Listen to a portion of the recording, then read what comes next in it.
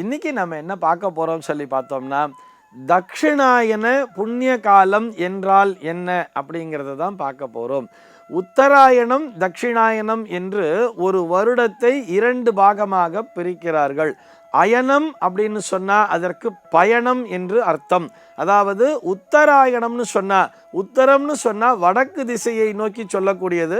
உத்தரப்பிரதேஷ் அப்படின்னு ஒரு மாநிலம் கூட இருக்கு இல்லையா, வடக்குல இருக்கிறதுனால தான் அந்த மாநிலத்துக்கு பேரு உத்தரப்பிரதேஷ் அப்படின்னே பேரு.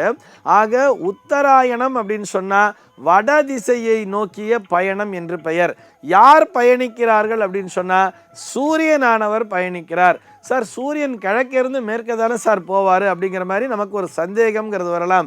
இப்போ அழகாக யோசிச்சு பாருங்கோ, உங்கள் ஊரில் ஏதாவது ஒரு ஆறு அப்படிங்கிறது இருந்தாலும் சரி, அல்லது ஒரு சமுத்திரக்கரை என்பது இருந்தாலும் சரி, அல்லது ஒரு ஓப்பன் ஸ்பேஸ், ஒரு ஓப்பன் கிரவுண்ட் அப்படிங்கிறது இருந்தால் கூட காலையில் அந்த சூரிய உதய நேரத்தில் போய் நின்று பாருங்கோ, நேர்கிழக்கு திசையிலே என்றுமே சூரியன் என்பது உதிக்காது.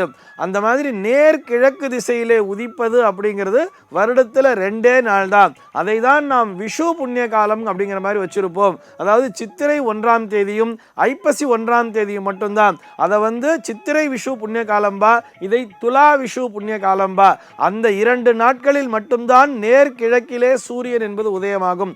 மற்ற நாள்லாம் பார்த்தோம்னா ஒன்று தெற்கு மூலையிலிருந்து தென்கிழக்கு மூலையிலிருந்து கொஞ்சம் கொஞ்சமாக அப்படியே வந்துட்டே இருக்கும். அப்படி இல்லைன்னா வடகிழக்கு மூலையிலிருந்து கொஞ்சம் கொஞ்சமாக அப்படி வந்துட்டே இருக்கும். ஆக உத்தராயண காலம் அப்படின்னு சொன்னால் தெற்கிலிருந்து சூரியன் கொஞ்சம் கொஞ்சமாக நகரக்கூடிய, தென்கிழக்கு மூலையிலிருந்து கொஞ்சம் கொஞ்சமாக வட திசையை நோக்கி அவருடைய பயணத்தை துவக்குவதுதான் உத்தராயண காலம். இப்போ தட்சிணாயன புண்ணிய காலம் சொல்கிறோம் இல்லையா, இது என்ன அப்படின்னு சொல்லி பார்த்தோம்னா, இன்றைய தேதியிலே நம்ம போய் பார்த்தோம்னா சூரியனானவர் மொத்தமாக வட திசையிலே இருப்பார், வடகிழக்கு மூலையிலே இருப்பார். அங்கிருந்து தெற்கு திசையை நோக்கிய தன்னுடைய பயணத்தை துவக்குவதனால்தான் இதற்கு தட்சிணாயன புண்ணிய காலம் என்று பெயர்.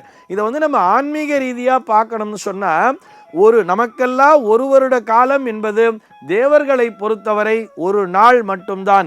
இதிலே உத்தராயண காலம் என்பது பகல் பொழுதாகவும், தட்சிணாயன காலம் என்பது இரவு பொழுதாகவும் பார்க்கப்படுகிறது. நமக்கெல்லாம் ஒரு வருடம் என்பது தேவர்களை பொறுத்தவரை ஒரு நாள் தான் அப்படின்னு எடுத்துட்டோம்னா, 24 hours தான் அப்படின்னு எடுத்துட்டோம்னா, ஒவ்வொரு மாதமும் தோராயமாக 2 மணி நேர அளவினை கொண்டிருக்கிறது அப்படின்னே வச்சுக்கலாம்.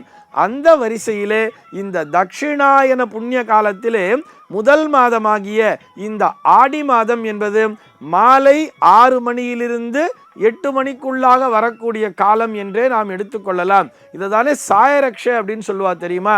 எல்லா ஆலயங்களிலுமே அந்த 6 கால பூஜை அப்படிங்கிறது நடக்கிறது தெரியுமா? அந்த 6 கால பூஜையிலே அந்த சாயரக்ஷ பூஜை, அதாவது சாயங்கால பூஜைங்கிறது பிரம்மாண்டமாக நடக்கும் தெரியுமா? அதற்குரிய காலம்தான் இந்த ஆடி மாதம் என்பதை புரிந்து கொள்ள வேண்டும். நமக்கெல்லாம் இந்த ஆடி மாச காலம்ங்கிறது தேவர்களை பொறுத்தவரை மாலை 6 மணியிலிருந்து 8 மணிக்குள்ளாக வருகின்ற காலம். இந்த துவக்க காலத்தை தான் தட்சிணாயன புண்ணிய காலம்னு சொல்றார். இதை ஏன் சார் புண்ணிய காலம், இதில் என்ன பண்ணணும் அப்படின்னு சொன்னா முன்னோர் வழிபாட்டினை மேற்கொள்ள வேண்டும் சொல்றார். இந்த தட்சிணாயன புண்ணிய காலம் ஒவ்வொரு மாதமுமே ஏதோ ஒரு புண்ணிய காலம் அப்படிங்கிறத கொடுத்துருப்பா. ஒரு சில மாதங்களில் பார்த்தோம்னா விஷ்ணுபதி புண்ணிய காலம் அப்படிங்கிற மாதிரி கொடுத்துருப்பா. அதே மாதிரி இந்த மாதம் தட்சிணாயன புண்ணிய காலம், தை மாதத்தினுடைய 1ஆம் தேதி அப்படிங்கிறத பார்த்தோம்னா உத்தராயண புண்ணிய காலம் அப்படிங்கிற மாதிரி கொடுத்துருப்பா. இப்படி ஒவ்வொரு மாதத்தினுடைய பிறப்புமே புண்ணிய கால வரிசையிலே வருகிறது. இந்த நாளிலே முன்னோர் வழிபாட்டினை மேற்கொள்ள வேண்டும் அப்படின்னு சொல்றார். இதன் மூலமாக நமக்கு என்ன சார் கிடைக்கும்னு சொன்னா, முன்னோர்களுடைய ஆசையும் கிடைக்கும், தேவர்களுடைய ஆசையும் கண்டிப்பாக கிடைக்கும். இந்த மாலை பொழுது நேரம் ஃபுல்லா, அதாவது இரவு பொழுதிலே நாம் இறை வழிபாட்டினை மேற்கொள்ள வேண்டும் அப்படிங்கிறதுனால தான் இந்த ஆடி மாதம் என்பது ஒரு தெய்வீக மாதமாகவே பார்க்கப்படுகிறது. இதனை தொடர்ந்து வரக்கூடிய அத்தனை மாதங்களிலுமே தொடர்ச்சியாக பார்த்தோம்னா வெறும் ஃபங்க்ஷன்ஸ், ஃபெஸ்டிவல்ஸாக தான் இருக்கும். அதுவும் பண்டிகைகளாக இருக்கும். இந்த மாதத்திலே பார்த்தோம்னா வரலட்சுமி விரதம்பா, ஆவணி அவிட்டம்பா, அதனை தொடர்ந்து பார்த்தோம்னா கோகுலாஷ்டமிம்பா, விநாயகர் சதுர்த்திம்பா, தீபாவளி, இது போன்ற எல்லா சிறப்பு பண்டிகைகளுமே இந்த தட்சிணாயன காலத்தில் தான் இடம் பிடிக்கிறது. ஆக தட்சிணாயனம் என்பது துவங்கும் பொழுதே இங்கே இறை வழிபாட்டினை மேற்கொள்ள வேண்டும்ங்கிறத நினைவிலே கொள்ள வேண்டும்.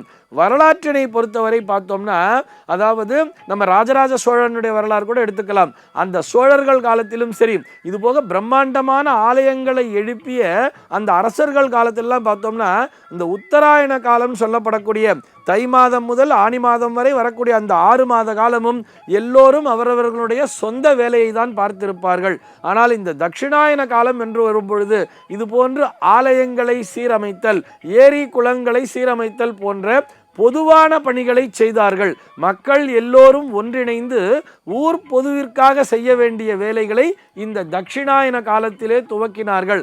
அதற்குரிய புண்ணிய காலமாக முதல் நாளாக இந்த நாளானது அமைந்திருக்கிறது. சர்வே ஜனாஹ சுகினோ பவந்து.